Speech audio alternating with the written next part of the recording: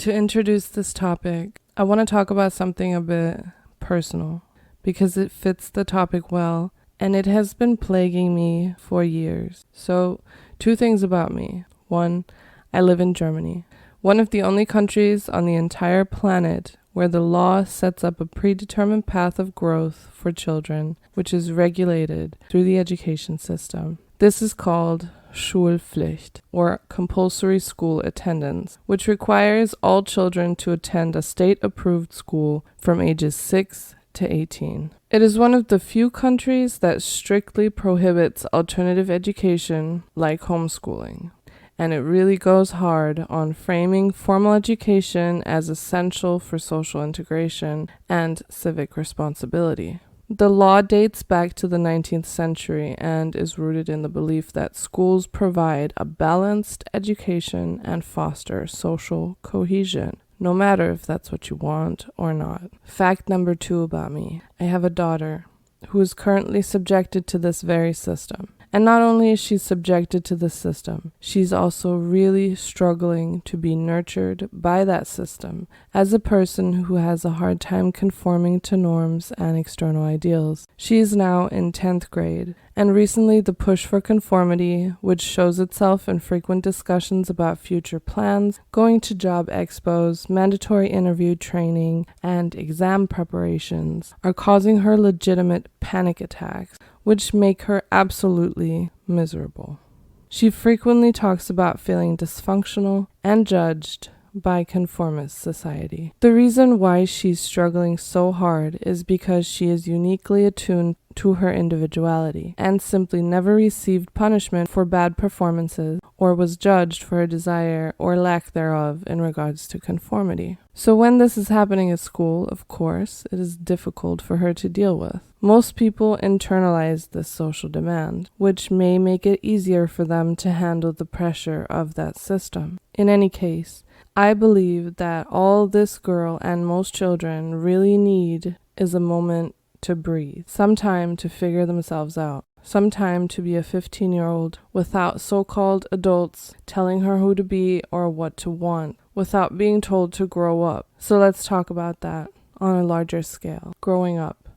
We hear this phrase everywhere: movies, social media, family gatherings. It's a cultural rite of passage, signaling that you've finally crossed the threshold into the adult world. But what does maturity actually mean? To get a stable job? To own a home? To sacrifice your desires in the name of responsibility? And is there more to this active directing of desire which conformist society imposes on individuals? Let's have a look. Welcome back to Recurring Paradox, where we dissect the ghosts that haunt our lives and the illusions that we mistake for truths. Today, we'll confront one of the most pervasive and oppressive ideals in our modern world, the spook of maturity and adulthood. So, we're told that to be mature is to be responsible, serious, self-sacrificing. An individual who leaves behind the so-called childish aspects of life in order to conform to societal expectations and foster social cohesion. But is that what we really want? And more importantly, is it even real? Using the lens of Max Janus egoism, psychoanalysis, and the critiques of thinkers like Freud, Lacan, Bion, and Deleuze, we'll break down the oppressive illusion of maturity. Let's explore how it has come to haunt our lives as a spook or an ideal that controls us without truly existing. For Max Janus, maturity as society defines it would be a spook.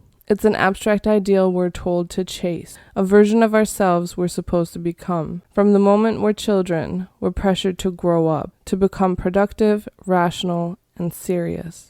We're expected to sacrifice our desires in favor of duties, responsibilities, and external validation. But for Stena, this notion of maturity is just another ghostly ideal, a phantom created by societal norms to control us.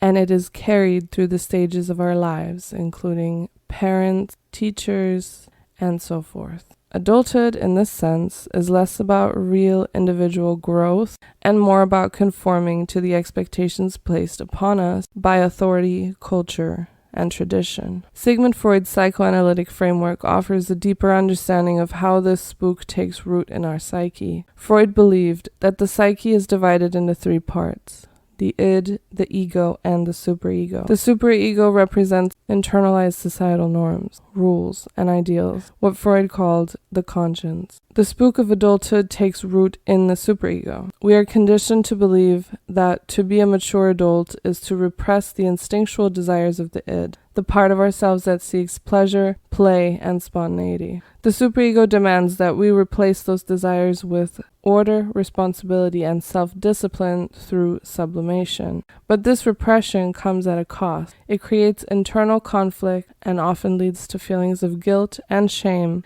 when we fail to live up to this impossible ideal.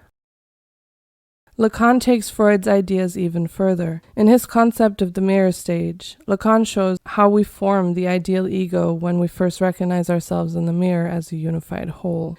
This ideal ego isn't just personal, it's shaped by the symbolic order, the structures of language, culture, and social expectations that dictate how we should act. Maturity and adulthood, as defined by society, are part of this symbolic order. The mature adult is an external ideal we're supposed to embody, a false image reflected back to us by others. This creates an inevitable tension. As Lacan argued, the more we try to conform to this ideal, the more alienated we become from our true desires. The spook of maturity is a socially constructed fantasy that we chase, but it only leads to disillusionment. Deleuze and Guattari provide a broader critique of how society enforces maturity as a tool of control. In their seminal work, Anti-Oedipus, they argue that capitalism functions by channeling and suppressing our desires. The concept of maturity plays directly into this. A mature adult is one who works, consumes, and follows the rules, a cog in the machine of capitalism. But this enforced maturity crushes individuality. Instead of expressing our unique desires, we are taught to discipline them.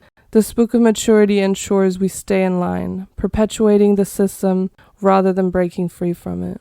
The mature adult is the ideal consumer, the obedient worker, the compliant citizen. In essence, the spook of adulthood is a form of social control designed to tame the wild, creative forces within us, to make us a subject of the capitalist order. A type of servitude most of us have simply accepted, which makes us willing to point the finger at ourselves and each other rather than questioning the system. But what does maturity even really mean? Is it really about productivity and conformity? Wilfred Bion, known for his work on group dynamics and the processes of thinking, would view maturity as a developmental construct, yet not an ideal endpoint. For Bion, maturation is an ongoing process of learning how to contain and process our emotional experiences. But the societal spook of adulthood doesn't allow for this nuanced development. It enforces a static model, telling us that once we reach adulthood, we must remain in a fixed state of responsibility, seriousness, and self-sacrifice. So, real maturity, according to Bion, would involve emotional flexibility, the capacity to think deeply, and the ability to hold and understand complex emotion. However, the societal spook of adulthood demands conformity, not growth. It punishes emotional exploration and rewards suppression. Max Stirner's critique of societal ideals brings us full circle. Maturity, adulthood, these are not intrinsic qualities but socially constructed spooks that haunt us, pressuring us to conform, to sacrifice our desires for the sake of an ideal. But an egoist doesn't chase ghosts. Instead, the egoist recognizes that there's no singular fixed path to adulthood. To be free is to live on one's own terms, unconstrained by societal expectations, and understanding the consequences of that. The spook of maturity demands we sacrifice joy, spontaneity, and individuality in the name of responsibility. But true growth isn't about conforming to an external ideal. Real maturity is fluid, personal, and self-determined. It's not about repressing desire, but understanding and integrating it into the fullness of one's own life. Thank you for watching Recurring Paradox. If you've ever felt the pressure to live up to the idea of a mature adult, let me know in the comments. If you've enjoyed this analysis, don't forget to like, comment, subscribe, and hit the notification bell for more episodes of Egoist Psychoanalysis. See you next time.